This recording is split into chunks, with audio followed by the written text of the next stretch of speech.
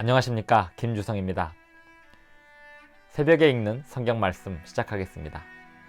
제목은 삼손의 고집. 오늘 읽을 말씀은 사사기 14장입니다. 날 때부터 나실인으로 태어난 삼손. 그러나 그의 성장기는 부모를 괴롭게 하였습니다. 블레셋 사람들과 어울리고 그들의 딸들 중에서 여자를 만나 아내로 삼겠다고 고집을 부렸습니다. 삼손의 부모 마노아와 그의 아내는 아들 삼손의 고집을 이길 수 없었습니다. 마노아와 그 아내는 괴로웠고 하나님은 그런 아들 삼손을 버리지 않으시고 그를 통해 당신의 사업을 이루고자 하셨습니다. 삼손은 어디까지 자신의 고집을 부릴 수 있었을까요? 그리고 하나님은 언제까지 삼손에게 힘을 주실 수 있었을까요? 새벽에 읽는 성경 말씀 제260화. 오늘은 9월 19일 일요일 아침입니다.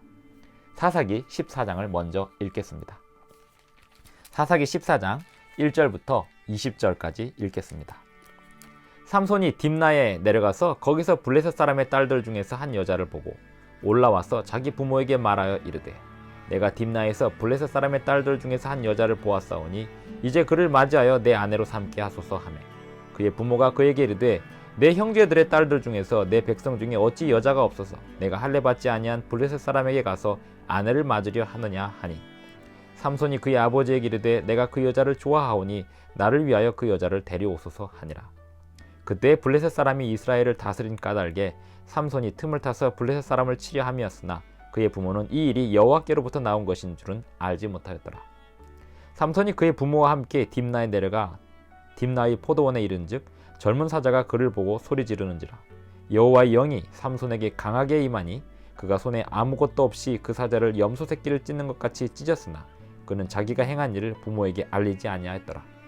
그가 내려가서 그 여자와 말하니 그 여자가 삼손의 눈에 들었더라. 얼마 후에 삼손이 그 여자를 맞이하려고 다시 가다가 돌이켜 그 사자의 주검을 본즉 사자의 몸에 벌떼와 꿀이 있는지라. 손으로 그 꿀을 떠서 걸어가며 먹고 그의 부모에게 이르러 그들에게 그것을 들여서 먹게 하였으나 그 꿀을 사자의 몸에서 떠왔다고는 알리지 아니하였더라. 삼손의 아버지가 여자에게로 내려가매 삼손이 거기서 잔치를 베풀었으니 청년들은 이렇게 행하는 풍속이 있음이더라. 무리가 삼손을 보고 30명을 데려와서 친구를 삼아 그와 함께 하게 한지라. 삼손이 그들에게 이르되 이제 내가 너희에게 수수께끼를 내리니 잔치하는 이래 동안에 너희가 그것을 풀어 내게 말하면 내가 베옷 30벌과 겉옷 30벌을 너희에게 주리라. 그러나 그것을 능히 내게 말하지 못하면 너희가 내게 베옷 30벌과 겉옷 30벌을 줄지니라 하니 그들이 이르되 내가 수수께끼를 내면 우리가 그것을 들으리라 하매 삼손이 그들에게 이르되 먹는 자에게서 먹는 것이 나오고 강한 자에게서 단 것이 나왔느니라 하니라. 그들이 사흘이 되도록 수수께끼를 풀지 못하였더라. 일곱째 날에 이르러 그들이 삼손의 아내에게 이르되 너는 내 남편을 꾀어 그 수수께끼를 우리에게 알려달라 하라. 그렇지 아니하면 너와 내 아버지의 집을 불사르리라. 너희가 우리의 소유를 빼앗고자 하여 우리를 청한 것이 아니냐. 그렇지 아니하냐 하니 삼손의 아내가 그의 앞에서 울며 이르되 당신이 나를 미워할 뿐이요 사랑하지 아니하는도다. 우리 민족에게 수수께끼를 말하고 그 뜻을 내게 알려주지 아니하는도다 하는지라. 삼손이 그에게 이르되 보라 내가 그것을 나의 부모에게도 알려주지 아니하였거든. 어찌 그대에게 알게 하리요 하였으나 7일 동안 그들이 잔치할 때 그의 아내가 그 앞에서 울며 그에게 강요함으로 일곱째 날에는 그가 그의 아내에게 수수께끼를 알려주매 그의 아내가 그것을 자기 백성들에게 알려주었더라. 일곱째 날 해지기 전에 성읍 사람들이 삼손에게 이르되 무엇이 꿀보다 달겠으며 무엇이 사자보다 강하겠느냐 한지라. 삼손이 그들에게 이르되 너희가 내 암송아지로 밭갈지 아니하였더라면 내 수수께끼를 능히 풀지 못하였으리라 하니라. 여호와의 영이 삼손에게 갑자기 임하심에 삼손이 아스글론에 내려가서 그곳 사람 30명을 쳐 죽이고 노력하여 수수께끼 푼 자들에게 옷을 주고 심히 노하여 그의 아버지의 집으로 올라갔고 삼손의 아내는 삼손의 친구였던 그의 친구에게 준 바 되었더라. 사사기 14장을 읽었습니다. 너무 답답한 이야기가 아닐 수 없습니다. 태어날 때부터 믿음 있는 부모 마노아와 그 아내에게서 나실인으로 태어난 삼손. 하나님께서 마노아와 그 아내를 택하셨을 때는 그 부부의 믿음을 보셨을 것입니다. 블레셋 사람들의 횡포에 이스라엘 백성들을 구원하기 위하여 태어날 때부터 사사로 부르신 삼손. 그런데 그 삼손의 성장기는 그 마음을, 부모의 마음을 괴롭게 하였고 또 하나님을 노하시게 하였습니다. 하지만 그럼에도 불구하고 하나님은 그 삼손을 데리고 당신의 일을 하시기 위하여 그에게 힘을 주시고 계셨습니다. 이 삼손의 이야기를 보면 이스라엘 백성들의 가나안 정착기에 있었던 그들의 삶의 태도 뿐만 아니라 오늘 하나님의 백성들의 태도가 같이 연상이 됩니다. 하나님의 도구로 사용되어야 될 사람들이 세상과 짝하고 또 자기가 좋아하고 행동하는 일들이 얼마나 큰 죄인지를 모른 채 그 일에 고집을 부리면서 그럼에도 불구하고 하나님의 은혜를 입으며 살아가고 있는 이러한 삶의 모습들은 삼손의 모습 속에서 나타나고 있습니다. 삼손이 블레셋 사람들과 어울리면서 그들 중에 한 여자를 마음에 들어 해서 부모에게 내가 그 여자와 결혼하겠다고 합니다. 그 부모가 삼손을 이길 수가 없었습니다. 장성한 아들의 고집을 어떻게 이길 수 있겠습니까? 부모가 강요할 수 없는 것입니다. 자식의 신앙을, 자식의 결혼을 부모가 막을 길이 없었습니다. 4절에 보면 그때 블레셋 사람이 이스라엘을 다스린 까닭에 삼손이 틈을 타서 블레셋 사람을 치려함이었으나 라고 하는 구절이 있는데요. 이 구절을 히브리어 성경으로 읽으면 삼손이라고 한 대목에서 삼손이라고 쓰여 있지 않고 그가라고 되어 있습니다. 킹제임스 버전 성경에는 여기서 그를 삼손이라고 번역하지 않았습니다.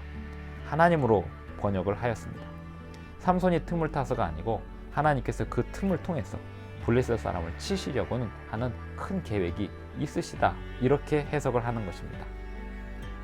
삼손이 비록 블레셋 사람들과 어울려 지내면서 블레셋 사람들의 딸들 중에서 아내를 삼는 이 이야기가 일이 전개되고 있지만 하나님은 그 가운데서도 삼손을 이용하셔서 블레셋 사람들을 치는 일을 시작하실 거라는 내용입니다.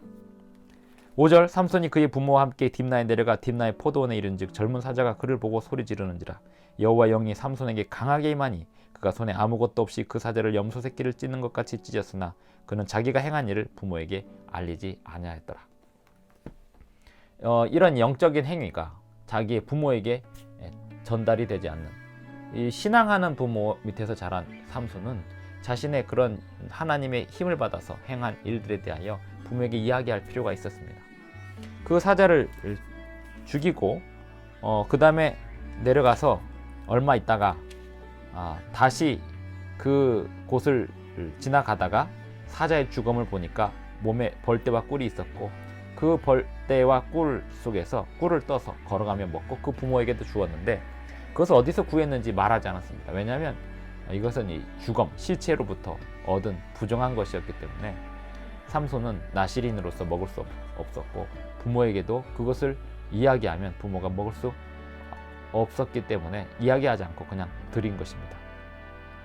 이렇게 자신의 어떤 신앙적인 일탈, 그리고 어떤 하나님께서 주신 힘, 그것을 사용한 경험, 이런 일들을 신앙하는 부모에게 숨기는 가운데 그 다음에 일어난 일은 신앙하는 부모에게 숨긴 이야기를 이방 여인 블레셋 여인, 자기의 아내가 되고 있는 그 여인에게는 털어놓고 결국 블레셋 사람들에게 그 비밀을 탈탈 털리는 그러한 불행한 일들이 벌어지고 있습니다.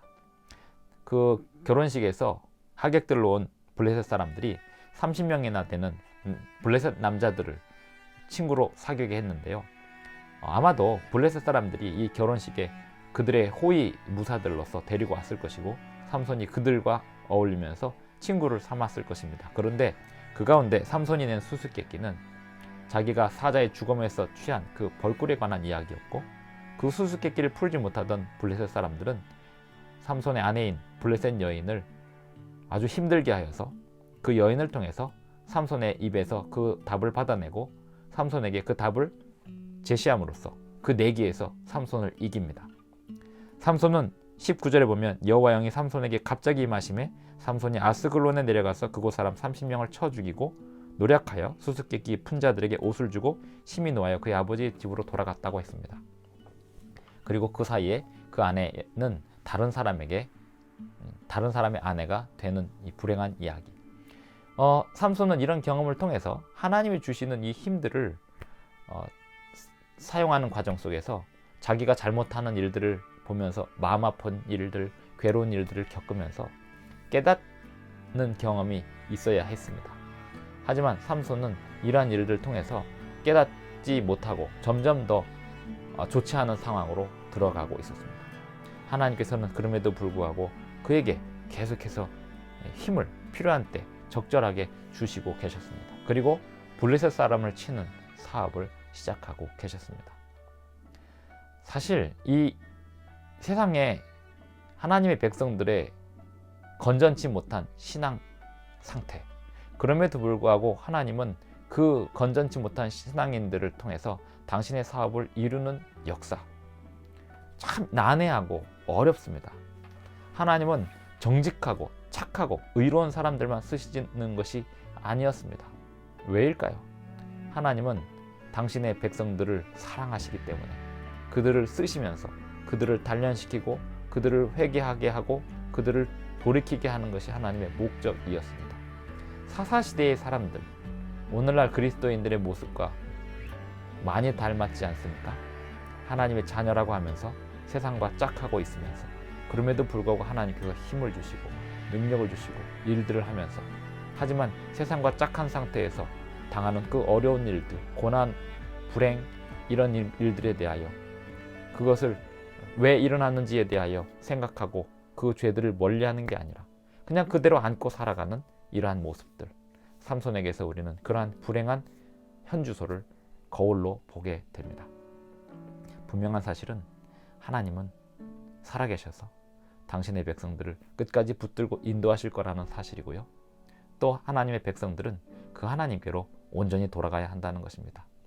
죄악과의 타협을 완전히 끊어야 됩니다. 죄를 분쇄시켜야 됩니다. 하나님께서 주신 사명을 온전히 이루어야 됩니다. 이스라엘 백성들은 사사시대에 가나안 정복을 완전히 끝까지 이루었어야 했습니다. 마찬가지로 우리의 삶의 모든 죄악의 문제들을 끝까지 분쇄해야 하겠습니다.